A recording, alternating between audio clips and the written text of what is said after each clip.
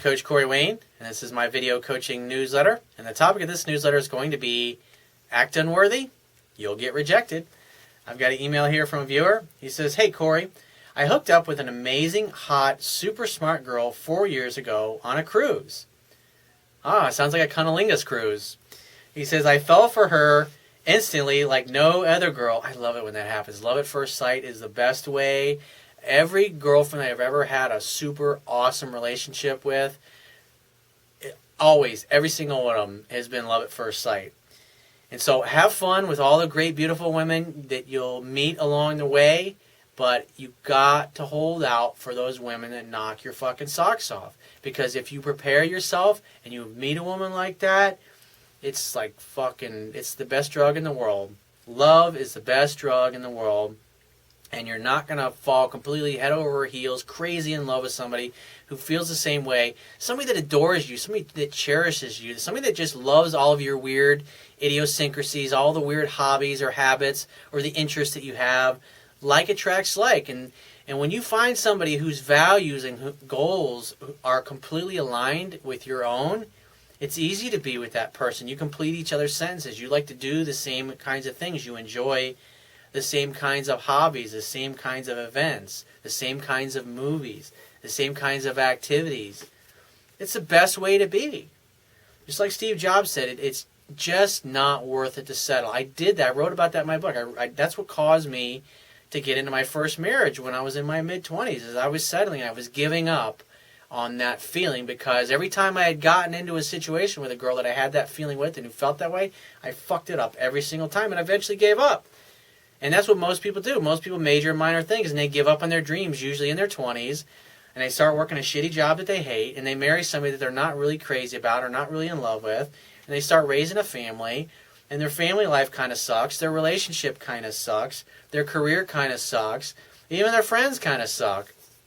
And so pretty much their whole life sucks. It's not really contributing to any kind of happiness, and that's why you say, hey Bob, how's life, man? What's going on? Oh, fucking same shit, different day, dude. You're not going to fucking believe what happened to me this morning. Oh my God, on my way to work, I go out, and I got 2 fucking flat tires. Or I go out, and my fucking battery's dead. And you know what? I gave my wife the jumper cables, and I got no fucking jumper cables, and none of my fucking neighbors are home, so I got to call AAA. I'm sure everybody knows somebody that's like that. Like, every time you see him, like, hey, man, how are you? Oh my God, you're not going to believe what happened. I mean, everybody has friends that are like that. And what I've done over the course of my life is I've just simply don't ask those people how they're doing, and I don't call those people, and I don't hang out with them anymore because they're always a fucking drag to be around. Don't hang out with people like that. They'll bring you down to their level because misery loves company. And when they see you going for your own dreams, you're like a giant reflection and mirror to them of how unsuccessful they are. And so they're going to attack you, demean you, put you down, cut you down to try to make you settle and be just like them. Because if they can get you to do that, then they say to themselves, oh, well, there's nothing wrong with me. Being successful is really that easy. Everybody would be doing it, but nobody's doing it. So it's obviously not in the cards for me because I don't have that kind of luck, or whatever the story is that the dude tells himself. So he says he fell for this girl like no other girl, but didn't expect to see her again, although I thought about her all the time, and I dated a couple of other girls in the meantime. And so he says, last summer, she got back in contact with me out of the blue, and we lived several hours apart, but hung out, connected instantly again, and hooked up the first week, and we saw each other. That's why I learned this from one of my buddies, and we were in our 20s when he taught me this, and he was one of the few friends that I had from high school that was really good with women. His wife is fucking smoking hot. She loves the shit out of him. He loves the shit out of her. They got 3 beautiful children together. And she looks fucking hot. She takes care of herself. And one of the things that he taught me, he said, Corey, he says, I never burn a bridge. I never close the door. Because and we were talking about his wife. Because when he first started dating her, he was fucking partying a lot. He was drinking a lot. He really wasn't a great catch. These were his words. And so she was dating this guy who was a little older. I think he was a doctor and very successful. And so she basically blew my buddy off for this other guy. And he was obviously upset and pissed off about it at first because he was really starting to fall for her. I think they'd been dating for about a month at that point. And she basically said, I'm going to get serious with this other guy. And so he calmed himself down. He basically said to her, he said, hey, give me a call if it doesn't work out. And then, I don't know, a month and a half, 6, 7 weeks later, she called him out of the blue. And she's like, hey, what's up? How are you? And he's like, oh, I'm doing great. How are you doing? And she's like, hey, you want to go out? And he's like, sure. So he made a date with her. And they've been together for, let me think, that was 1990. They started dating 1994. So that would be 10, 6, wow, fuck, almost 18, 19 years they've been together. And I learned that from him, and I've used that, and I've applied the, never burning a bridge, just because you just never know what is going on with a chick in her personal life, what ex-boyfriend or other dudes she's dating. And by always loving the other person in such a way that they feel free, you allow them, when they go and explore what they think it is that they want, they'll fucking come back to you, dude, like a boomerang. If you know what you're doing, even when a relationship ends, even when you break up with somebody because maybe your values aren't aligned or maybe your life paths are not in the same place, and you leave the door open like that. I've got a lot of girlfriends that keep in touch, and I get emails from them a couple times a year, and when they end up breaking up with their boyfriend, they're in the process or doing him in or getting rid of him, they always start asking about who I'm dating, what's going on in my personal life. And they start asking a lot of questions that they don't normally ask. And I know, obviously, what it means. And it's like you leave the space. It's like they'll always come back. It's the best way to be. I mean, think about it. If chicks are always chasing you, and from the moment you meet a girl, she's always pursuing you. And if you're the one that ends the relationship and does the breaking up, because you just simply didn't want to be with him anymore, or you just felt like the relationship wasn't going in the direction where you wanted to stay exclusive anymore, I mean, sometimes they come back. And it's nice to have a lot of really super amazing women, because every time I see one of these girls, it's like this, it's like sometimes it'll be years since I've seen them, but we still talk a couple times a year. They might be in another country. But it's like when I see them, it's like the same thing strikes me. And I always go, God, I forgot how fucking beautiful she was. It's like seeing her for the first time all over again. There's just certain people that you're going to meet in life that you're going to click with like that. There's more than a physical attraction. There's an invisible connection, as if that person and you have a special spiritual bond. And the kind of relationship, the quality of the relationship that you can have with that person is on a level that most of the people that you're going to meet of the opposite sex can't even fucking touch.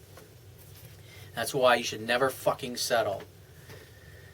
So he says, the second weekend we saw each other, I made a big mistake of asking her if we thought we would ever date, amongst other needy things, saying how much I liked her and such. So you basically started acting dopey, and you acted like Gumby, and started becomes like a submissive woman, and probably caused her to start backing off and be a little vague and unsure of things and be a little flaky. So he says, she said yes, but not until after we'd both graduated college. He says, BSing me, obviously, because I know I should not have brought up the feelings talk. Yeah, exactly. Hang out, have fun, and hook up. That's what you're basically, I talk about this all the time. Hang out, have fun, and hook up. No, there's nothing in there about relationships, labels, are we ever going to date, are you ever going to be my girlfriend? When you go out with a woman and you hang out and you have fun and you hook up and it's great sex and it's great fun and all she does is laugh and smile and have fun with you, after a couple of months of this, she's going to be all over your shit, man. She's going to be all over you like white on rice.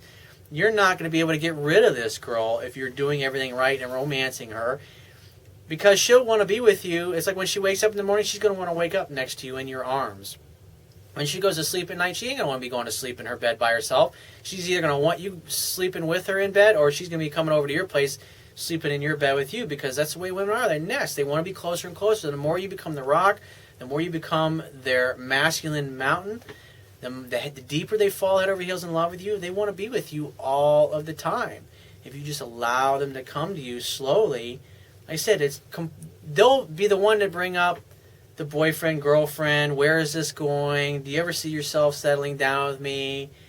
I know you're dating other girls, but I'd be really upset if you were still sleeping with any of those other girls that you're dating. And that's how it comes up. And you can decide at the time whether or not you want to be exclusive with them, or you want to continue to keep things casual by simply saying, I adore you, I love you, and maybe down the road, but I'm not ready to be exclusive yet, or I just want to see how things go for a little while, that kind of stuff. So he says, I didn't get to see her again that summer, and she traveled for the rest of it, and we went up to our respective colleges. And the moment she went back to college, the daily texting and communication vanished. I barely heard from her.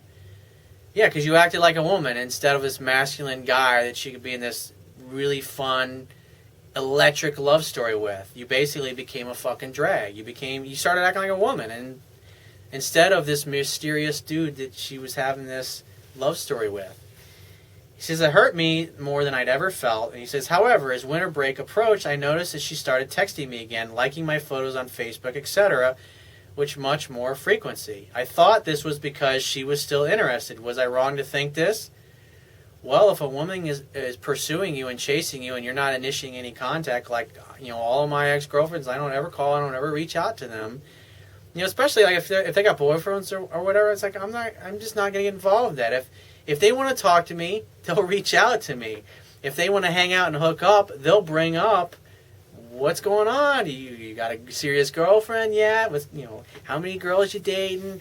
They ask me stuff like that, and I know when they start bringing up those questions, obviously they're thinking about, or they start telling me how much they miss me, or big hugs, stuff like that, kisses and love, and it's like they don't say things like that when they're with another dude or in a relationship. They only start to talk things like that when they're single and they're looking for possibilities. That's what's so beautiful about leaving the door open. Never burn a bridge. So he says, when I happened to be in her area last week, she wanted to spend a day together before I headed back. We did, and we seemed to connect, but things were definitely a bit different, and I didn't feel that there was a good time to make a move on her, and I never did. I wasn't seeing the right signals, but I felt it is because we spent all day in public places. Well, she's touching you, she's bumping into you. Those are things to look for that let you know that touching and kissing is appropriate and okay. He says, when we split up at the end of the day, she asked, so I'll see you soon. I responded, I will. There's no comment. It's like, of course, sweetheart. It's like, give me a call. Keep in touch. Call me later. Say stuff like that. He says, I was taken aback. Terrible response. Yeah, it was a shitty response, dude. You get an F for that response. So he says, and she said, yeah, I'm sure one of us will find ourselves in City 1 or City 2 soon. Well, he's like, that sounds like a great idea. Give me a call when you're down my way next. And you just walk away from it. That's what I would do. So he says, afterwards, she texted me saying she was so glad to have seen me and excited to hear, I'll see you soon. Earlier, I responded that I was too and that she should come visit me. After that, no answer. She sent me one more text the next day, and that was unrelated. I haven't heard from her since. Did I just blow it by... Well, again, yeah, you acted weak and needy when she reached out to you. And so you went from acting like this confident, mysterious dude in the beginning that she was so all over and couldn't get enough of, to basically acting like a needy woman who was chasing and pursuing her and wanting to know when your relationship was going to start. And so she invited you to date some other people, basically. So if I were you, I would do nothing. I wouldn't reach out to this girl, wouldn't call her, wouldn't try to pursue her in any way. And when you hear from her, hey, great to hear from you, blah, blah, when are you going to be in my neighborhood next? And if she says she's not sure, then just say, awesome, I got to run. It was great hearing from you. But, shoot me a text, let me know. I'd love to see you again. And then just leave it at that and walk away and never look back. And maybe a couple of weeks, maybe a couple of months that you hear from her next. That's part of leaving the door open. Let her come back to you at her own pace. That's the best way to handle that interaction. If she calls you and say, hey, when are you going to be in my area? Like next month. I'm like, well, why don't we make plans then? What day specifically are you going to be here? And I'll mark it down on my calendar. And I can spend a day with you or 2 days, whatever it happens to be. And she's like, that'd be great. Then you make definite plans where it's like, I'll pick you up at the airport, I'll pick you up at the bus station, or the train station, whatever it happens to be. And then you get off the phone, hey, I got to run, but I'll see you at the airport, I'll pick you up at the train station, or I'll pick you at the bus station, whatever. So if you have a question you ask me, go to my website, click the Contact Me tab on the left-hand side of your screen, send me 1 to 2 paragraphs max, and just give me several weeks to get back to you with a response. And if you want to book a paid phone coaching session, you can do that by going to my website, click the Products tab at the top of your screen, and just follow the instructions. And I will talk to you soon.